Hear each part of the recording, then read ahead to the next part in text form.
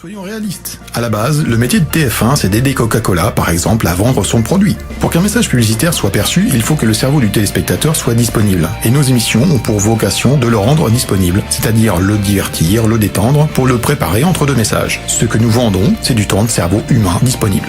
Si horrible que cette phrase puisse paraître, elle n'est pas de nous, mais du PDG de TF1, Patrick Lelay, qui a prononcé ces mots en 2004. Vous vous dites sûrement que ça ne fonctionne pas vraiment, que la pub n'a pas d'impact sur vous ou vos enfants. Dans ce cas, pourquoi la publicité à la télé représente-t-elle un marché de dizaines de milliards d'euros par an? Tout simplement parce que Monsieur Lelay a cyniquement exprimé la triste vérité. Maintenant que ce cher directeur de TF1 nous a éclairé sur le vrai rôle de la télé, si nous poussions cette idée jusqu'au bout, si ce temps de cerveau disponible était vendu aussi aux politiciens, si ce temps de cerveau disponible était utilisé pour nous vendre des guerres, et si la télé était avant tout un outil de manipulation de masse. C'est bien la télé et ses compères, radios et journaux, qui ont gavé l'opinion publique telle une oie avec la culpabilité de Ben Laden dans les attentats du 11 septembre et ainsi justifié la guerre en Afghanistan puis en Irak.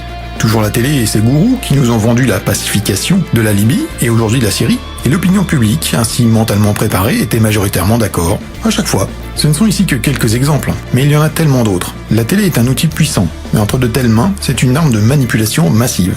Elle nous matraque que le bonheur est dans la possession, nous vendant des produits dont nous n'avons pas besoin. Elle met de côté les alternatives et leurs défenseurs, ne nous laissant que la résignation. Elle favorise les programmes abrutissants et tardifs, augmentant l'échec scolaire de nos enfants. Elle se multiplie dans nos foyers, nous isolant les uns des autres. Elle caricature les classes sociales et les communautés, nous tournant les uns contre les autres. Elle glorifie la bêtise, faisant de quelques abrutis des célébrités éphémères. Elle banalise la violence, la rendant moins grave et l'augmentant au quotidien. Elle banalise le sexe, amenant à l'hypersexualisation et la sexualité précoce de nos enfants. Enfin, elle vole un temps considérable de notre vie. Saviez-vous qu'en 2011, la moyenne des heures passées devant la télé était de 3h47 par jour?